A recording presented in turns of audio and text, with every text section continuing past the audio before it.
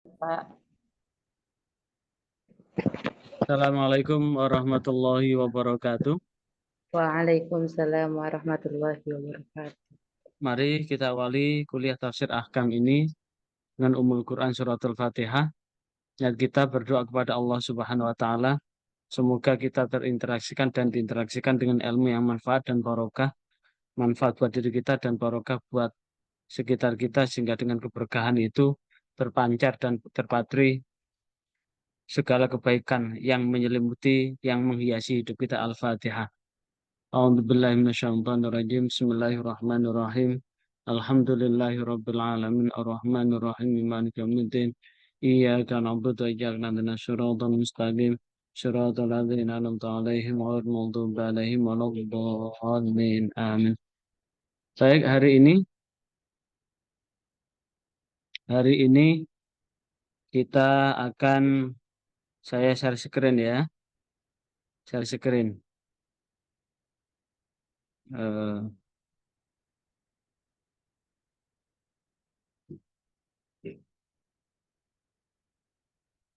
kita akan bahas di CPMK ke-8. Sekali lagi, kita akan masuk di CPMA capaian mata kuliah ke-8, yaitu teknik atau metode penggalian maqasidus syariah yang ada hubungan dengan ayat-ayat tentang hukum.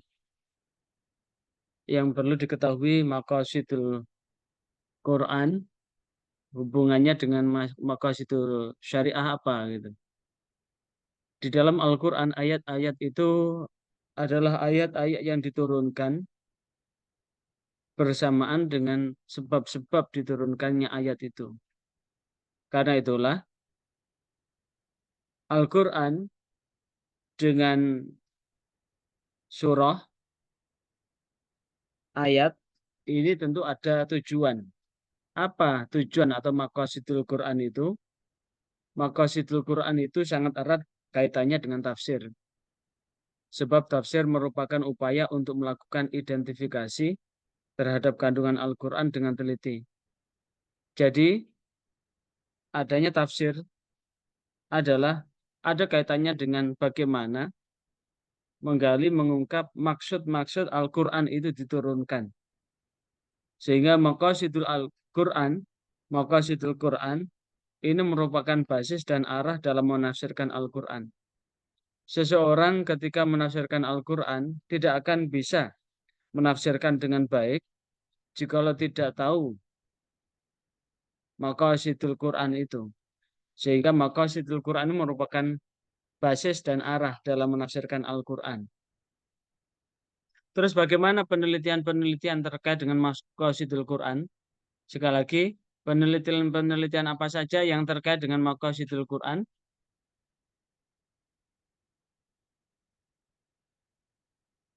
Yang pertama adalah penelitian yang dilakukan oleh Ziyad Khalil Muhammad Degamen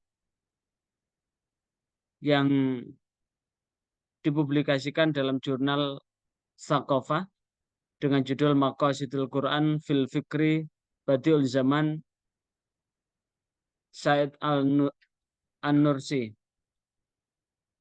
di mana An-Nursi, Said An-Nursi menyampaikan bahwa Maqasidul Al-Quran atau Maqasidul Quran paling tidak ada 4 hal yang mendasar, yaitu satu, ada 4 hal yang mendasar dalam kandungan Al-Quran. Sekali lagi, dalam kandungan Al-Quran itu ada 4 yang mendasar. Yang pertama, ayat-ayat yang berkaitan dengan tauhid. Yang kedua, ayat-ayat yang berkaitan dengan kenabian. Yang ketiga adalah ayat-ayat yang berkaitan dengan kebangkitan. Dan yang keempat adalah ayat-ayat yang berkaitan dengan keadilan. Jadi ada 4 hal itu, tauhid, kenabian, kebangkitan, dan keadilan.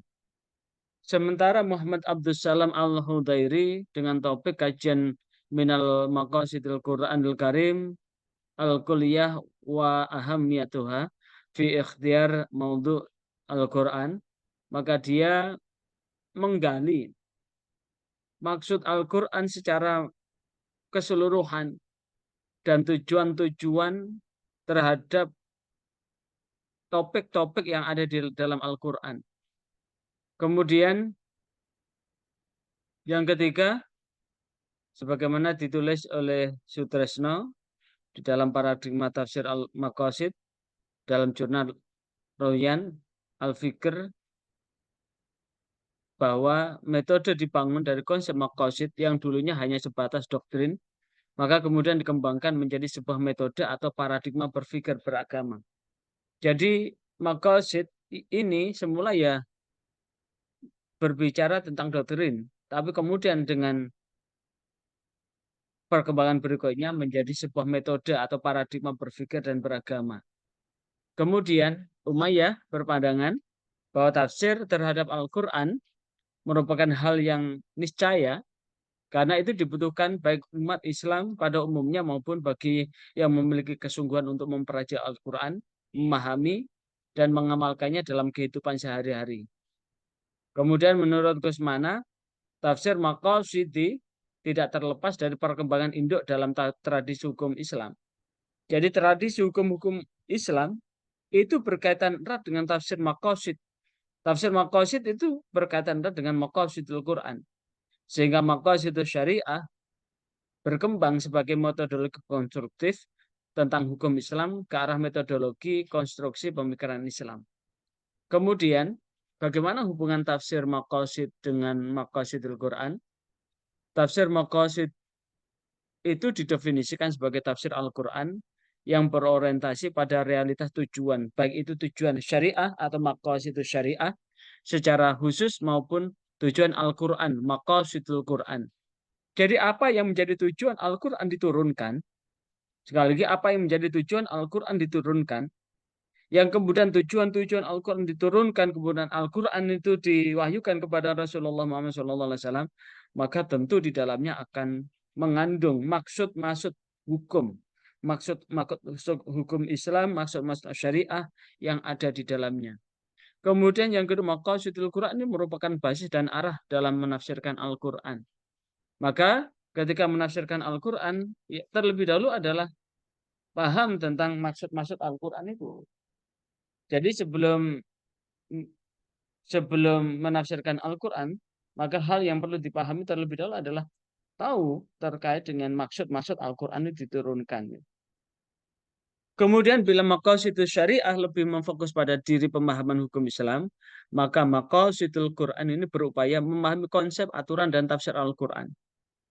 Maka benar jika kemudian maqasidul Quran ini akan menjadi induk dalam menafsirkan Al-Quran, karena maqasidul Quran itu akan menggali konsep-konsep karena dari konsep-konsep ini akan bisa dikembangkan berikutnya, kemudian aturan-aturan yang ada di dalam Al-Quran sekaligus menafsirkan Al-Quran. Kemudian dalam maqasidul Quran, bahwa bentuk perintah berarti menunjukkan ada kemaslahatan. Semua bentuk larangan berarti menunjukkan ada mafsadah. Berarti apa yang Allah perintahkan di dalam ayat-ayat Al-Quran itu menyangkut kemaslahan hidup dan kehidupan manusia secara menyeluruh. Sementara apa-apa yang diharamkan, apa-apa yang dilarang oleh Allah di dalam Al-Quran, maka itu akan menunjukkan ada kemafsadatan. Contoh, Allah memerintahkan sholat, ternyata sholat itu jika digali lebih dalam, maka sholat ini mengandung kemaslahatan buat hidup. Allah memerintahkan tentang zakat, zakat terkandung maslahah. Allah memerintahkan puasa, maka perintah puasa itu mengandung kemaslahatan yang luar biasa. Kemudian Allah memerintahkan untuk menyempurnakan Islamnya dengan haji, maka dalam haji itu juga ada kemaslahatan yang luar biasa. Sebaliknya larangan-larangan yang Allah larang di dalam Al-Quran itu mengandung kemafsadatan. Misalkan, ahallallahul bai'a wa harrama riba. Allah menghalalkan jual beli, namun Allah mengharamkan riba. Apa itu riba?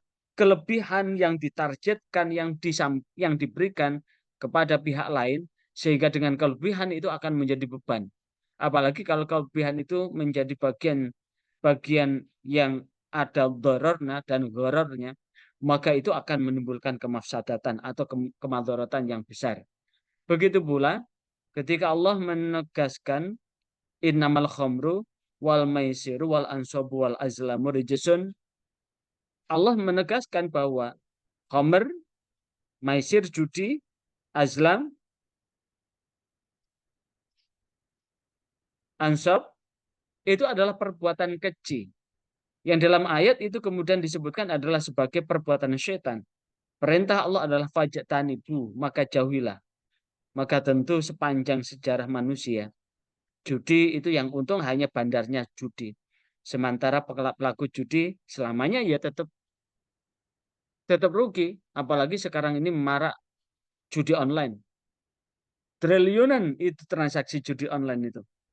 Maka tentu apa yang Allah larang di dalam Al-Quran itu menunjukkan bahwa di situ jikalau dilanggar akan mengganggu kestabilan dan kesinambungan hidup dan kehidupan manusia. Homer ternyata ada satu kisah menarik. Satu ketika dalam satu majelis, satu sebagai hakim, yang satu sebagai terdakwa. Ternyata setelah berlangsung, maka si hakim ini menyampaikan, kenapa kamu sekarang jadi begini? Padahal kamu dulu itu adalah orang yang paling cerdas, paling berprestasi, kemudian engkau selalu ranking 1 di sekolah. Tapi kenapa kamu seperti ini? Si terdakwa heran, kenapa dia mengenal? Akhirnya dia memperkenalkan, saya adalah ini. Baru dia mengenal. Maka tentu apa penyebabnya hingga dia terlibat pada tindak kejahatan. Ternyata dia terseret sebagai dalam pusaran narkoba. Tentu benar jika kemudian Homer itu adalah ratu dari segala macam kejahatan. Jadi kejahatan itu bermula dari Homer, dari narkoba. Dan itulah yang kemudian jika Allah melarang, itu tentu ada kemafsadatan, kerusakan, kemadharatan yang besar buat keberlangsungan hidup dan kehidupan manusia. Kemudian hubungan antara maqasidul Quran dengan maqasid syariah adalah hubungan umum dan khusus. Sehingga dari satu sisi bisa saja menganggap maqasidul Quran itu lebih umum daripada maqasidul syariah. Bila dilihat dari sudut pandang topiknya, karena maqasidul Quran itu mencakup pembahasan tentang akidah, akhlak, anjuran, dan ancaman. Sementara maqasidul syariah itu adalah dari substansi yang ada dalam masing-masing itu. Contoh akidah. Di dalam maqasidul syariah, hifdzuddin. Contoh akhlak. Di dalam maqasidul syariah lebih spesifik lagi ada hifdzul mal, hifdzul nasl, kemudian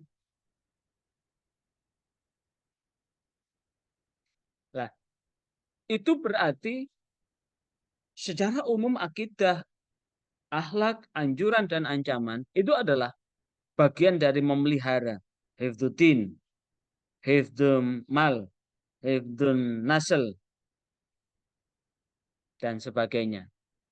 Kemudian, apa perbedaan maqasidul Quran dengan maqasidul syariah? Maqasidul Quran itu hanya digali dari Al-Quran saja. Sekali lagi, maqasidul Quran itu hanya digali dari Al-Quran saja. Sementara maqasidul syariah digali dari berbagai sumber. Seperti Al-Quran, Sunnah, kadang-kadang ijma' dan qiyas. Untuk menggali ilat dan hukum cabang atau furuk dari perkara itu. Sedangkan hal tersebut mungkin dilakukan bila maqasidul syariah itu membutuhkannya.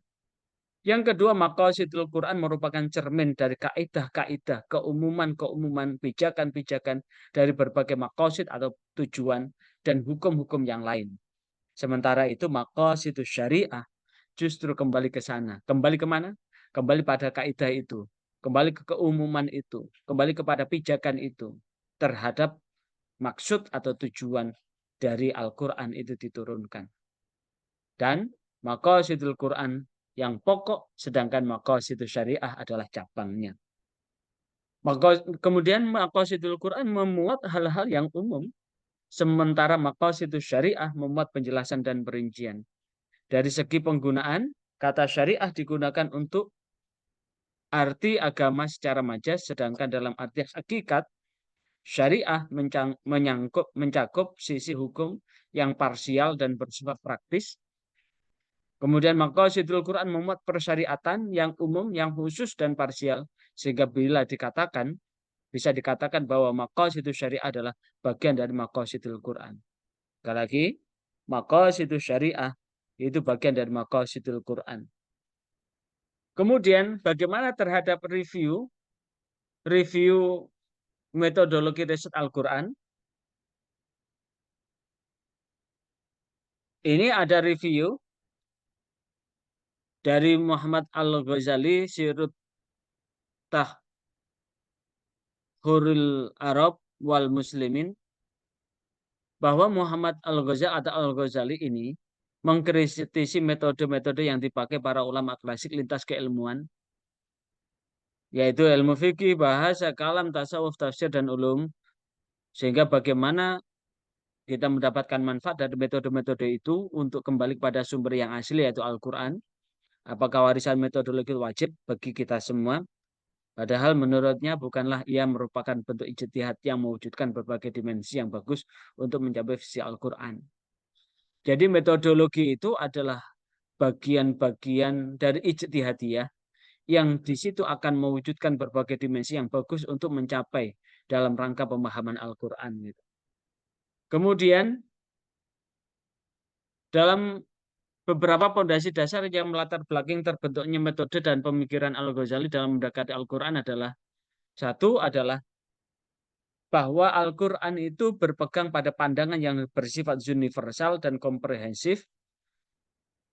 Apa yang Allah turunkan itu sangat global, sehingga mudah untuk dipahami, yang akan menjadi sumber dari segala sumber hukum yang ada di dalam hukum Islam. Yang kedua, menembus spirit Al-Quran dan melampaui bentuk ijtihad formal, yaitu pendekatan maqasid atau maksud-maksud terhadap Al-Quran.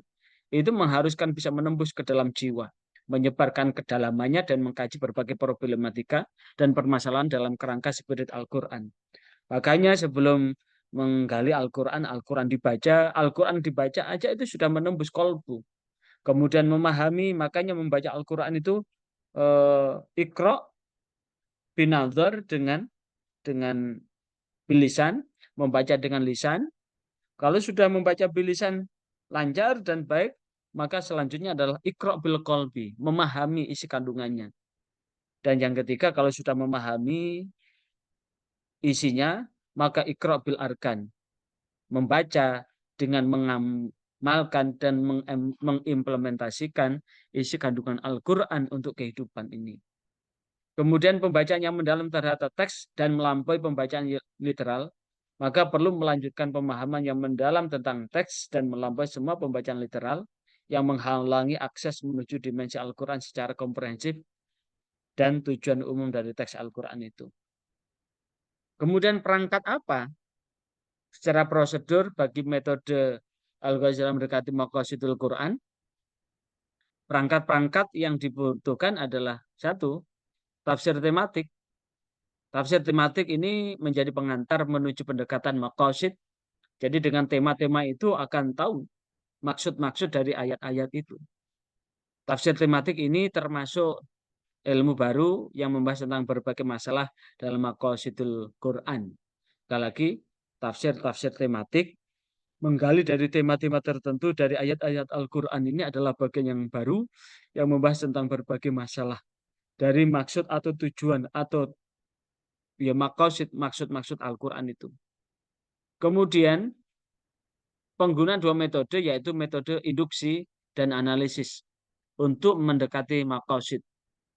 Al-Ghazali menegaskan bahwa mengamati maqasidul Quran, maksud-maksud Al-Quran, itu sangat membutuhkan metode induksi untuk menemukan dan menangkap pesan tersembunyi yang menghubungkan antara satu ayat dengan ayat yang lain. Apa metode induksi itu? Dari ayat-ayat yang khusus spesifik dikumpulkan, kemudian diambil kesimpulan. Sekali lagi, induksi itu dari khusus ayat-ayat yang spesifik, kemudian dikumpulkan, sehingga kemudian disimpulkan. Dari spesifik menjadi dari khusus itu induksi. Dan metode induksi ini untuk menemukan dan menangkap pesan tersembunyi. Jadi pesan apa di dalam Al-Quran itu? Maka tentu awal adalah dibaca dulu. Iqra' bilisan dulu, setelah iqra' bil lisan, iqra' bil qalbi, setelah itu iqra' bil arkan. Maka tentu setelah dibaca ayat per ayat, maka akan bisa menyimpulkan, oh ayat ini berkaitan tentang apa. Kemudian bagaimana penggunaan fikih realitas? Muhammad Al-Ghazali berangkat dari realitas sambil merenungkan sumber-sumber syara. Bertanya-tanya kepada sumber syara tersebut serta meminta pembenaran seputar kejadian di sekelilingnya. Maka ini Al-Ghazali menggunakan namanya kontemplasi. Kontemplasi itu adalah merenung secara mendalam. Kontemplasi itu adalah merenung secara mendalam, menghubungkan dengan fenomena-fenomena kehidupan yang ada, menghubungkan dengan yang ada, sehingga pada yang keempat adalah pengguna pandangan meditasi. Meditasi adalah berkontemplasi. Penggunaan pandangan dan meditasi adalah perangkat untuk mengungkap maqasidul Quran. Maka Al-Ghazali percaya bahwa kitabullah adalah teks yang senantiasa terbuka bagi umat Islam di setiap tempat dan waktu, yang membimbing mereka menuju jalan yang paling lurus dalam mengatur urusan mereka, serta menemukan solusi yang efektif untuk masalah yang muncul pada kehidupan mereka. Makanya ketika kita membaca Al-Quran, taruhlah hari ini kita membaca juz yang sama dengan juz yang kemarin. Hari ini kita membaca surah yang sama dengan surah yang kemarin. Maka tentu ketika kita membaca ayat per ayat, ikut zauk rasa di kolbu itu beda-beda. Saat kita membaca ayat itu, maka arah dari pikiran kita terhadap ayat itu beda-beda. Itu artinya apa? Bahwa ketika kita membaca Al-Quran itu tidak pernah bosan. Semakin kita rutin membaca Al-Quran, maka ada ketenangan di dalam kolbu. Bahkan di situ ada hidayah Allah saat kita membaca Al-Quran itu. Inilah yang disebut dengan bahwa penggunaan pandangan menurut Al-Ghazali dan meditasi itu adalah sebagai perangkat untuk mengungkap maqasidul Quran. Saat kita membaca, itu kan kita sekaligus berkontemplasi.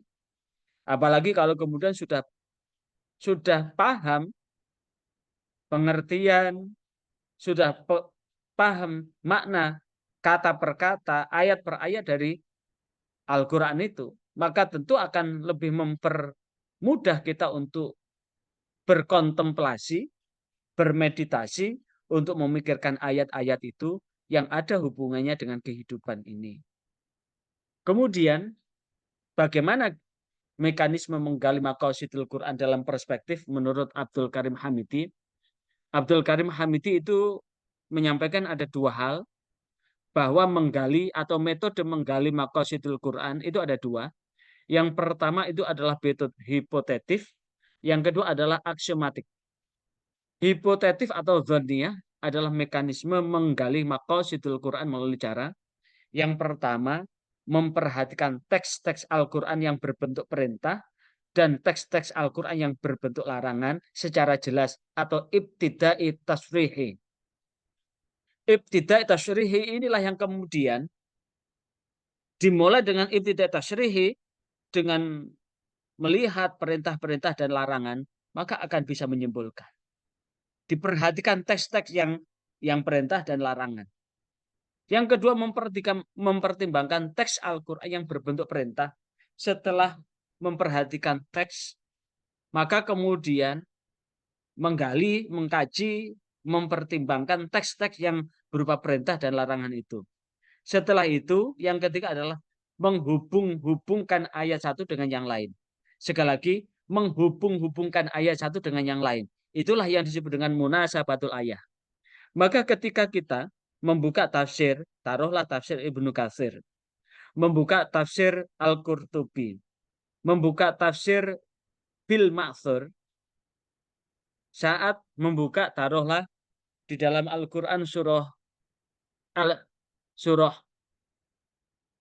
At-Tahrim ayat 6. Di dalam Al-Quran surah At-Tahrim ayat 6 itu kan Allah memerintahkan dengan bahasa fi'il amar ku,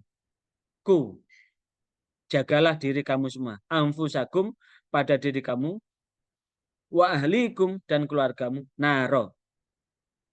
Allah memerintahkan jagalah dirimu dan keluargamu dari api neraka. Ternyata di situ ada munasabatul ayah, bahwa setiap orang itu berkewajiban untuk menjaga diri, keselamatan dunia, keselamatan akhirat dari ancaman api neraka. Lah, kemudian di situ disebutkan bahwa ayat ini ada hubungannya dengan surah Toha ayat 132. Apa? Wa'mur ahlaka bis-sholati wastabir 'alaiha. Wa'mur, perintahkanlah ahlaka keluargamu bis-sholati dengan sholat wastabir 'alaiha dan bersabarlah ketika menegakkan sholat. Sama-sama ada dua perintah. Yang pertama adalah ku anfusakum, jagalah diri kamu dan keluargamu dari api neraka. Ayat yang kedua adalah perintahkanlah keluargamu dengan sholat. Nah, perintah ini tentu ketika memperhatikan ayat-ayat perintah, maka ada munasabatul ayat. Apa munasabatul ayat? Hubungan ayat satu dengan yang lain. Hubungan ayat satu dengan ayat yang lain. Contoh, Allah menyampaikan innamal khamru wal maisir wal ansab wal azlam rijsun. Itu setelah dieksplorasi hubungannya di mana? Dihubungkan dengan ayat sebelumnya. Apa ayat sebelumnya? Idza qumtum ila shalah, apa itu? Wala taqrabus shalah wa antum sukara. Wala taqrabus shalah wa antum sukara. Jangan engkau mengerjakan sholat sementara kamu dalam posisi mabuk. Wala taqrabus shalah wa antum. Hubungannya adalah sebelum apa itu? Sebelum Allah melarang tentang apa itu? Khamr dan judi, sebelumnya Allah melarang jangan sholat jikalau mabuk. Nah, sebelum ayat ini ada ayat lagi yang turun yang menerangkan yas'alunaka 'anil khamri wal maisir. Yas'alunaka 'anil khamri wal maisir. Mereka bertanya kepadamu Muhammad tentang khamr dan judi. Artinya apa? Ini menunjukkan bahwa ayat satu berkelindahan dengan ayat yang lain untuk memahami satu hukum. Yang keempat, beribadah tanpa pembenaran hukum itu batal. Jadi ibadah-ibadah ini ada landasan-landasan hukum yang mendasari ada ibadah itu. Ini metode menggali maqasidul Quran dengan zoniyah atau hipotetif. Kemudian yang kedua adalah aksiomatik qot'iyah. Apa metode menggali maqasidul Quran yang aksiomatik itu? Yang pertama adalah observasi secara induktif, ya istiqra'. Langkah ini dilakukan dengan menelusuri semua ayat yang terlihat adanya kesamaan masalah, akan tetapi terpisah pada beberapa surah yang berbeda. Maka ini saudara, ini kan masih semester 2 ya. Maka sebetulnya saudara bisa menggali skripsi saudara nanti dengan ini, menggali maqasidul Quran ini. Tinggal Anda nanti mengambil dari sisi topik apa begitu. Misalkan saudara menggali kedalaman tentang larangan narkoba di dalam Al-Quran. Dalam perspektif siapa begitu? Dalam perspektif tafsir siapa? Maka tentu ini ada hal-hal yang bersifat dzoniyah tadi, kemudian ada bersifat qot'iyah. Di bersifat qot'iyah ini maka langkah apa jika metode yang Anda pakai adalah aksiomatik atau qot'iyah ini? Maka langkah yang Anda lakukan yang pertama adalah Anda observasi secara induktif. Atau dalam bahasa Arabnya adalah istiqra'. Dibaca dulu. Apa yang perlu dibaca? Langkah dilakukan dengan menelusuri semua ayat. Yang terlihat ada kesamaan masalah, akan tetapi terpisah dalam beberapa surah yang berbeda, maka hal itu dilakukan untuk menyimpulkan kepada masalah tertentu yang bersifat umum.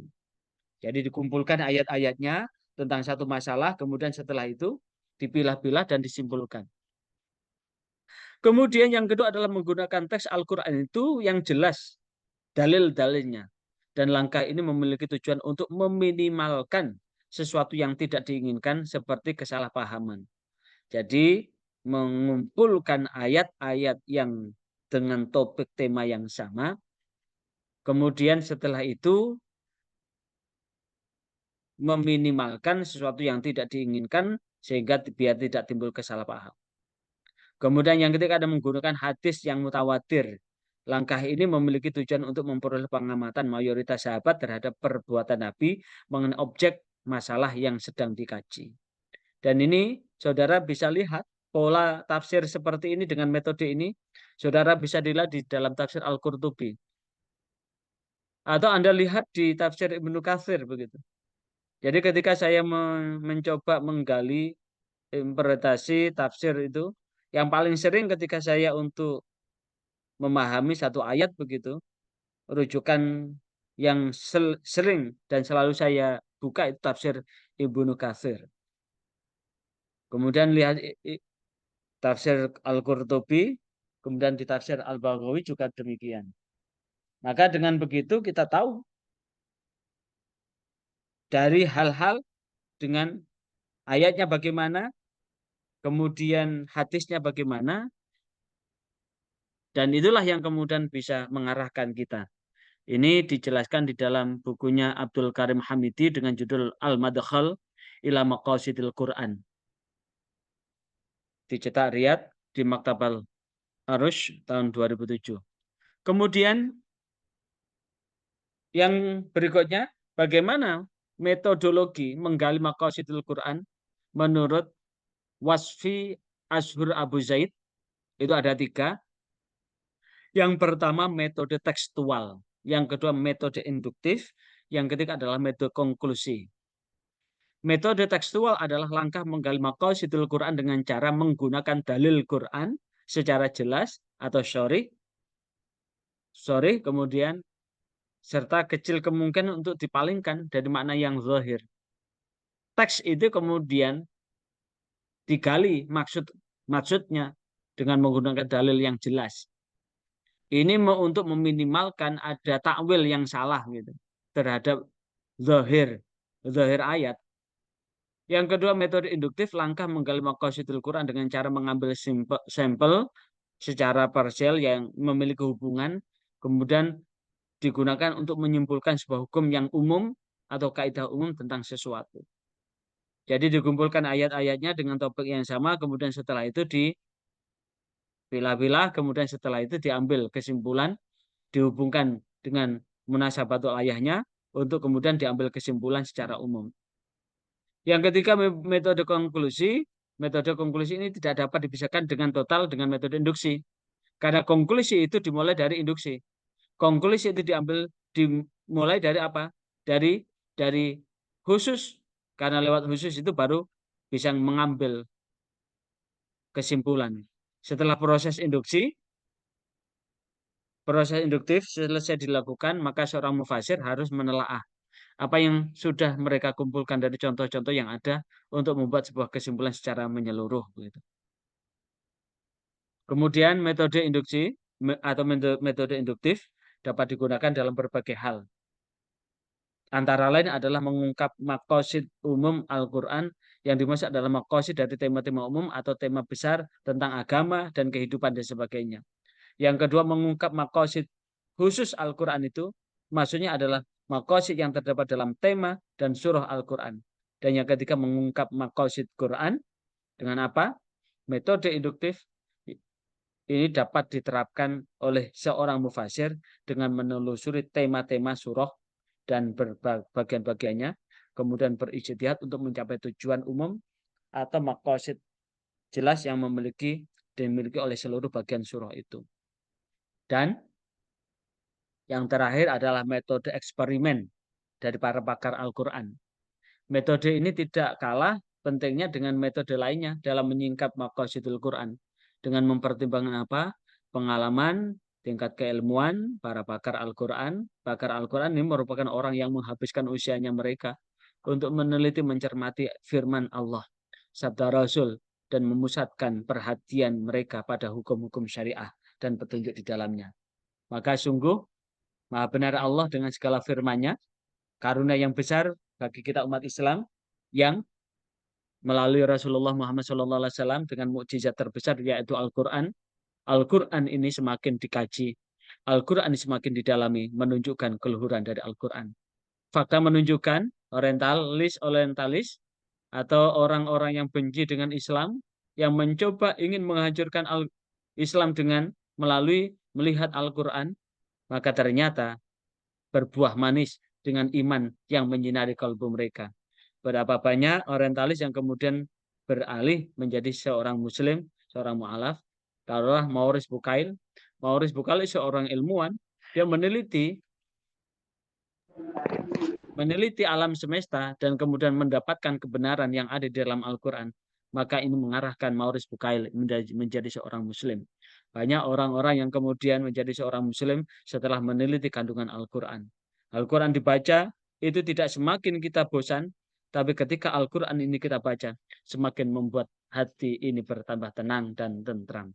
Maka benar jika kalau kemudian ada senandung Al-Quran, Allahumma arhamna bil Quran waj'alhu lana imama wa nura wa huda wa rahmah. Allahumma dzakirna dan seterusnya. Maka itu adalah bagian yang tak terpisahkan di dalam rangka apa? Semakin meningkatkan kadar kualitas keimanan dan ketakwaan kita sebagai seorang Muslim, maka melalui kajian ini mudah-mudahan bagian yang tak terpisahkan menuju jalan yang Allah ridhoi. Tuh. Ada yang ditanyakan? Habis waktunya ya? Cukup ya? Ada yang ditanyakan? Mbak Risma? Risma, Pak. Sama siapa Mbak Risma itu? Kali Mbak Vida nih, Pak. Oh, alah. Lainnya mana ini? Pas datang kampus. Mboten wonten, Pak. Yang lainnya mboten masuk, Pak. Sudah saya kabarin enggak itu. Mahasiswa terung lerai 3 biji. Allah, Pak. 3 biji atau 3. Lainnya yang kerja itu nggak bisa. Nah, fasilitasi begini nih agar bisa untuk ikut kuliah, Mbak. Ada lagi? Ya. Betul, Pak. Hah? Betul. Yang siapa? Yang laki-laki siapa itu? Prima ya? Mahfud, Pak. Mahfud sama Izul.